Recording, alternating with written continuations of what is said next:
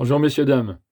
Donc pour vous parler donc de violence urbaine à Mâcon, dans la nuit de samedi à dimanche. Ils se sont servis de mortier, ont mis le feu à des établissements, ont mis le feu également dans une zone commerciale, voire Leclerc, donc grande distribution. Ils ont mis le feu à des fourgons en location. Bien sûr, les dégâts sont très importants. Donc les assurances vont encore payer. On ne sait pas encore à l'heure s'il y a eu des blessés. Donc des jeunes, certainement de 15 à 20 ans, car j'ai vu l'âge aux informations, un adolescent a été interpellé. Voilà, ça recommence. Ça recommence. Pourquoi? On ne sait pas. Encore une violence urbaine gratuite. Voilà, qu'est-ce qui anime ces jeunes? La haine,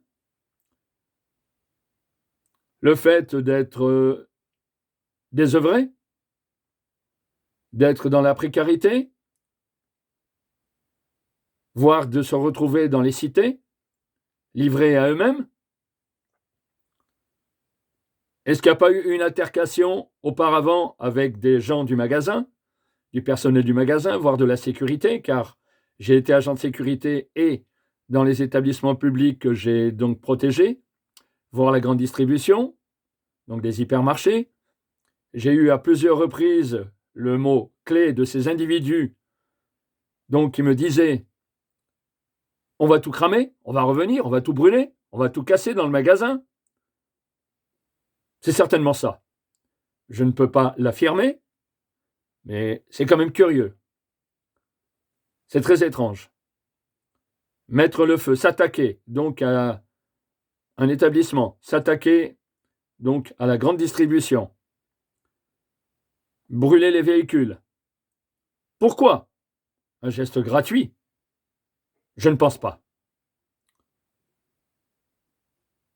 Ces enfants, ces adolescents, voire ces adultes oisifs, que faut-il faire? Ça suffit. Qui paye? La collectivité. Nous, les contribuables. Et au travers également des cotisations, des assurances, on paye pour les salariés, pour les retraités, pour les gens qui travaillent dur, voire pour les gens qui sont possesseurs de tous ces mobiliers, de ces véhicules, de ces maisons, de ces établissements. Quelle perte financière quand il n'y a pas des blessés ou des morts? Mettre le feu, imaginez-vous, ça peut être de conséquences à l'intégrité physique. Là, mise en danger de la vie d'autrui. C'est évident. Personne ne peut dire, s'il n'y avait pas des piétons, s'il n'y avait pas une voiture garée avec des personnes à l'intérieur, s'il n'y avait pas des gens à l'intérieur de l'établissement qui travaillent de nuit. Vous avez des agents de sécurité, des fois qui travaillent de nuit, puisque je l'ai également effectué, ce travail de nuit, pour des travaux à l'intérieur de l'établissement public. Donc parlons de la grande distribution, là, puisque apparemment c'est elle qui était visée, plus ou moins. Donc mettre le feu. Pense-t-il aux conséquences humaines, les pertes humaines, les pertes matérielles, les adolescents la plupart du temps? Que font les parents? Où est la surveillance parentale? On ne va pas mettre quand même des patrouilles récurrentes. On ne va pas mettre un policier à chaque sortie d'immeuble pour contrecarrer donc le manque de vigilance, la non-responsabilité des parents pour les adolescents et pour les enfants. Donc ils commettent ces crimes, qui commettent ces infractions pénales, ces délits. Il y a un gros problème. Il était question, il est toujours question. On entend souvent les politiques nous parler de retour au pays pour certaines personnes qui viennent en France, dont les enfants sont récalcitrants, qui sont indignes pour la citoyenneté française. Est-ce que ça va donner? On a parlé aussi de sanctions pénales plus fortes. Nous avons entendu parler de peine plancher. Il y a eu tout un tas de discordes entre les politiques. Il y a eu des discordes entre les politiques et bien sûr la population. Bien sûr, les gérances de certains établissements importants. On a entendu au travers des médias toutes sortes de correspondances suite à ces méfaits. Là est la question. Comment arrêter ça?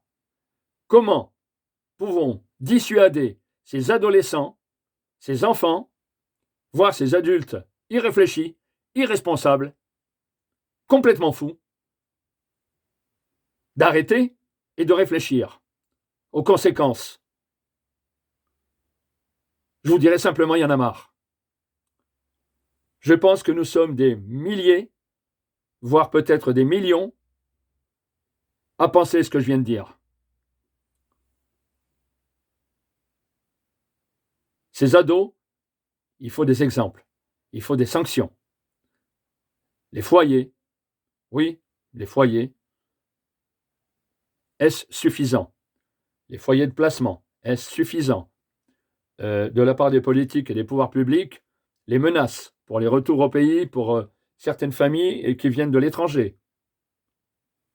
On ne sait pas, on n'a pas eu encore de statistiques à ce sujet.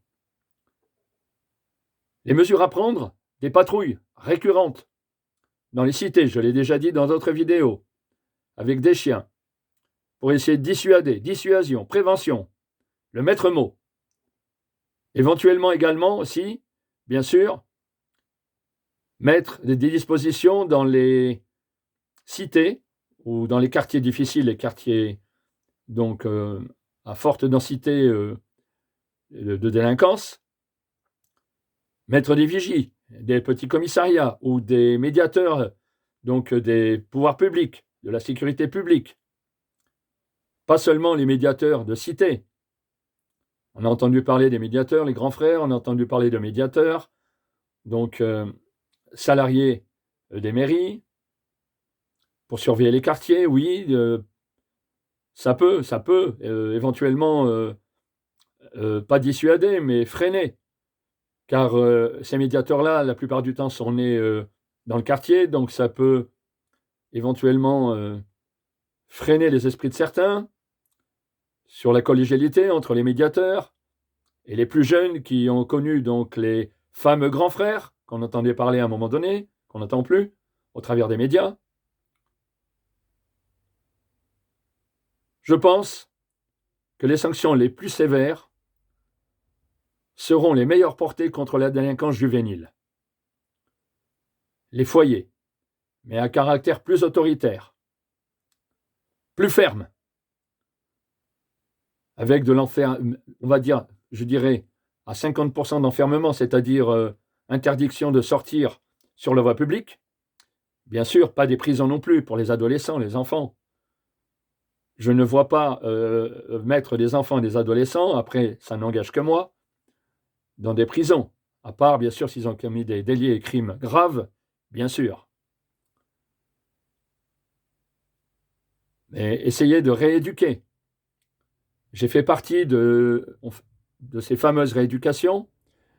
Je suis intervenu en partenariat quand j'étais en sécurité publique avec la Deuxième Chance, ces écoles gérées par donc l'armée, donc avec des civils, j'ai vu, qui étaient pas en uniforme. Mais j'ai assisté, j'ai été dans ces classes. Ça m'a plu au niveau de la... Comment dire? Mais là, c'était pour des cas difficiles au niveau scolarité. Je vois un peu la même forme pour éduquer nos enfants, nos adolescents sur les territoires nationaux. Il faut redonner la consistance civique, morale, afin de pouvoir continuer à survivre. Car notre enfance d'aujourd'hui, ce sont les adultes de demain. Donc si on ne rééduque pas assez rapidement, toute cette adolescence, toute cette enfance, que va devenir notre nation, notre belle nation.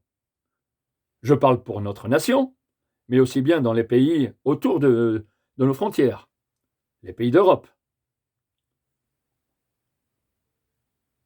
Je pense que d'éduquer, rééduquer, avec des moyens plus ou moins efficaces et plus ou moins sévères, avec des sanctions, voire des correspondances avec des gens principalement formés sur le terrain, des gens qui sortent du terrain, des familles, des victimes, parler avec des victimes, suite à des incendies, suite à des fusillades. J'envisage tout ça pour redresser le mental et la morale de notre adolescence en France. Converser avec des victimes pour essayer justement de réveiller ce système d'humanité au travers des enfants et des ados. Je ne vois rien d'autre. Bien sûr, prévention, sécurité dans les cités, dans les quartiers, dans les villes, dans les petites infrastructures, dans les villages, car la criminalité, elle est partout. Les faits délictuels sont partout. Vous n'êtes pas plus protégé à un endroit qu'à un autre. C'est l'occasion qui fait le larron, comme tout le monde le sait, enfin, la plupart du temps, les gens le savent. Donc je vous dirai simplement, je répète le mot, éducation, prévention, bien sûr, en amont, et sanction, pour ceux qui ne veulent pas comprendre et qui restent dans la témérité d'anéantir autour d'eux, par colère, par punition, pour ce qu'ils n'ont pas obtenu, pour sanctionner donc la population autour d'eux, parce qu'ils n'obtiennent pas ce qu'ils veulent, parce qu'ils n'ont peut-être pas été entendus, ou alors simplement une fierté interne de ne pas être vus, qu'on ne parle pas d'eux. Peut-être aussi un manque de communication, justement, avec les téléphones portables, avec la communication artificielle, les portables, l'ordinateur, tout ce qui est informatique, tout ce qui est ancré dans cette fameuse communication artificielle qui détruit la communication familiale, humaine, sociale.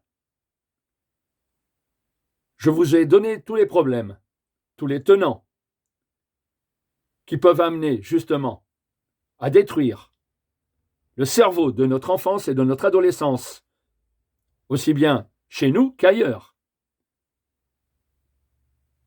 On pourrait avoir plusieurs sujets à ce sujet, sur le manque de communication. Là, pour le moment, ce sont les violences urbaines.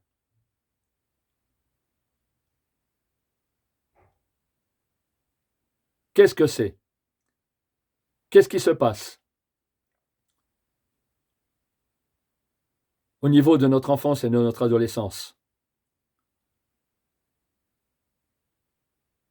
J'ai été un enfant, un adolescent dans la cité. Auparavant, mon père tenait une entreprise. Après, il y a eu la faillite. Donc j'ai été jeté dans les cités, tout comme eux. Je me suis battu pour être quelqu'un de bien, pour être au service des autres.